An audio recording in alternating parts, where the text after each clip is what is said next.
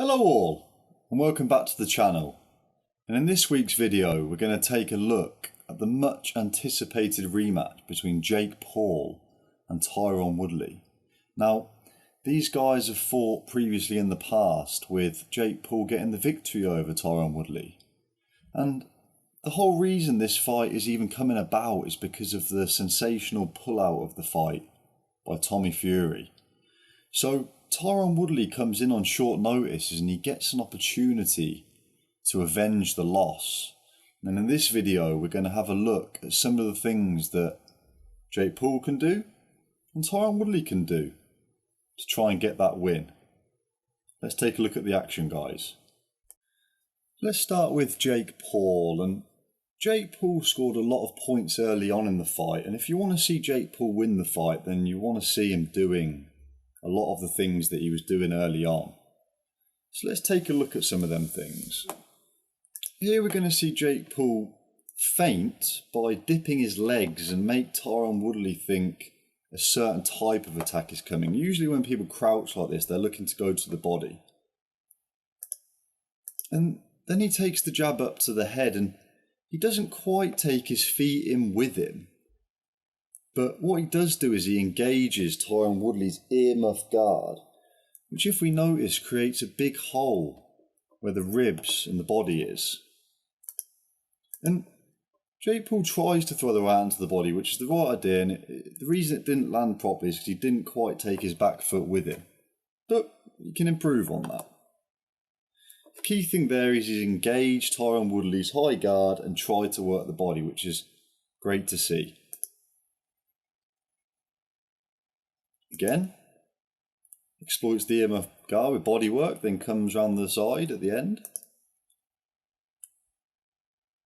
And just from that clip there, that's quite important, is as Jake Paul feints Tyron Woodley, I want you to look at where Tyron Woodley's parrying hand ends up. It ends up right around his waist, so it'd be lovely to see Jake Paul throw the feint and bring the left hook round the corner there and exploit this big hole in Tyron Woodley's defence that's opened up because of the over parry. Let's continue watching. Nice work. Jake Paul uses his feet to get out of danger. Nothing wrong with that. Some showboating. Tries to go to the body again. Tyron Woodley uses his feet this time. Again, nothing wrong with that. Good exchange from both guys. And again, body, earmuff guard, exploitation. Good work from Jake Paul.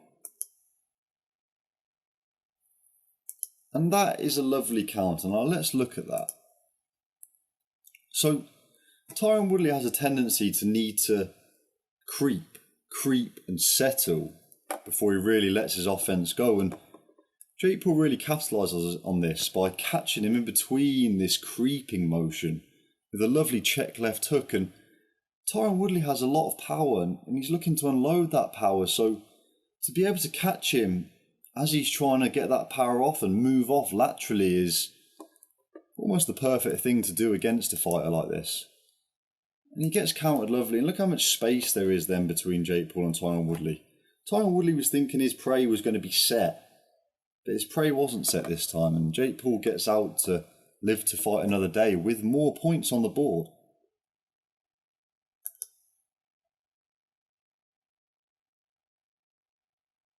Combination. Maybe if he threw that with a little less power and just looked to touch more, he could have had more success.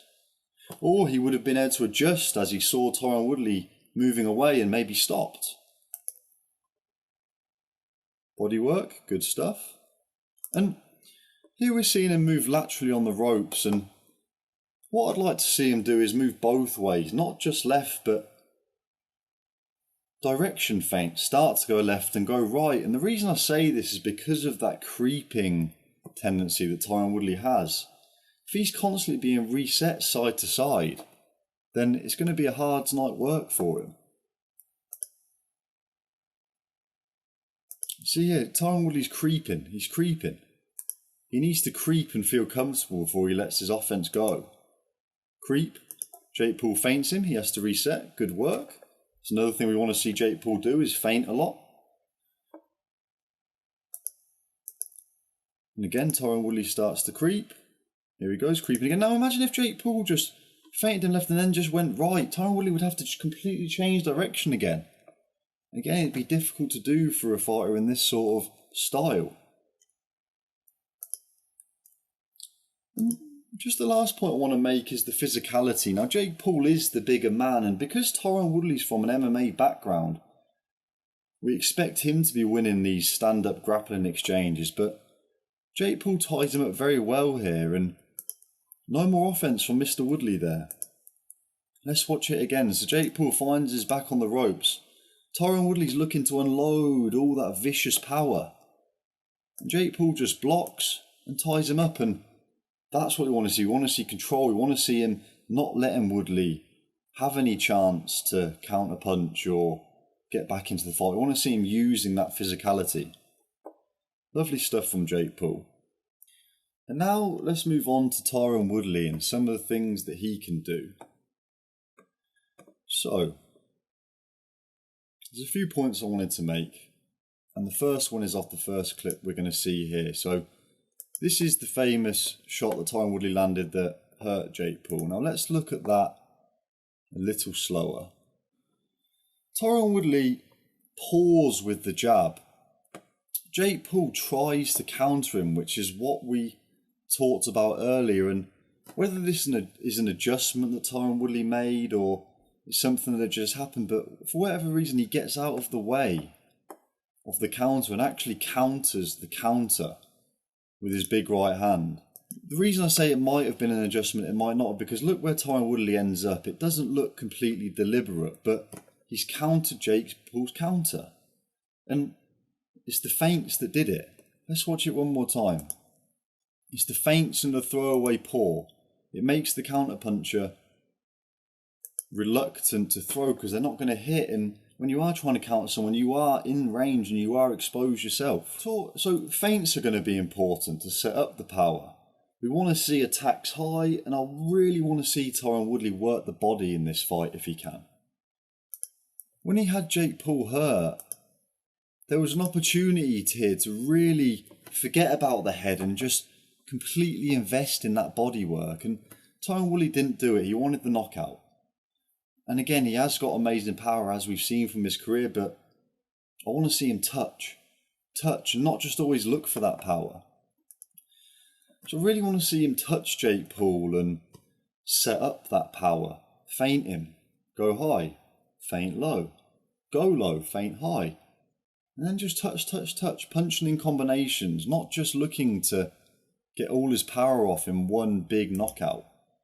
So there was no jab to set it up, and it was just a naked right hand, and anyone with composure and eyes is going to see that sort of shot. So let's continue watching.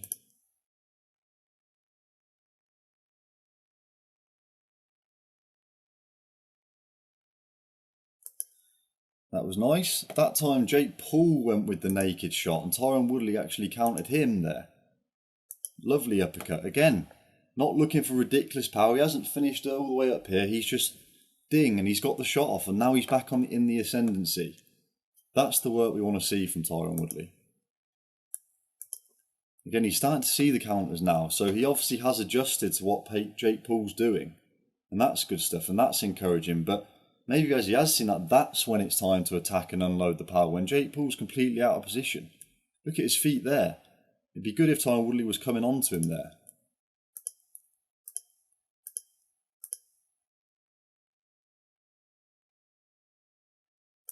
Again, Tyron Woodley's seen that shot and managed to just ride it and go with it, which is great work. Again, he's starting to adjust to what Jake Paul's doing. But again, there's no feints. He's just walking in with high hands. I want to see feints, high and low, high and low. Deception, the art of deception. That was a nice little feint. But again, see how he's using his jab. He's using his jab as a power shot. He's not... Tyron Woodley's either pouring, looking for the right hand, or he's powering the jab. I want to see something in between. I want to see him use his jab and then come with the right hand. But bring the power differential between them two shots closer. And again, I mentioned it earlier, but just touch him. Just get your combinations off, but touch him. Let's see that left hand work. Not as a power shot, but coming back with the hook, going to the body. We know he's got it in the arsenal. And again, he walks over and creeps. He blocks there, moves out, which is good work.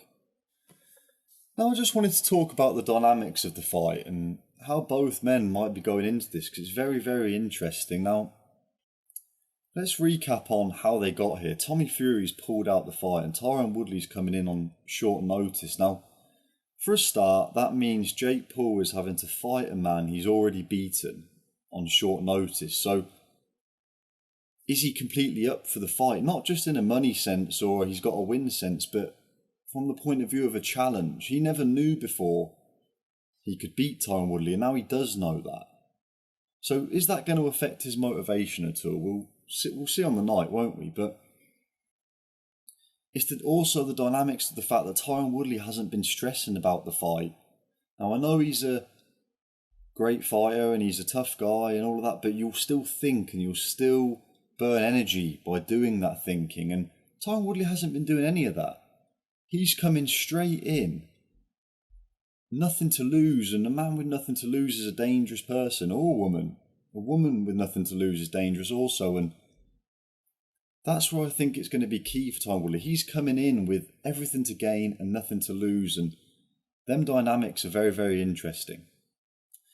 So, we didn't get the fight we wanted with Tommy Fury and Jake Paul, but we still get a mouth-watering clash, and it's going to be very interesting to see this fight, see if Jake Paul can go out and get the knockout, which he's talking about. I personally don't think he needs to do that, but he still needs to go out and win the fight. And again, Tyron Woodley gets his opportunity at redemption. He gets his opportunity to beat the man that beat him before.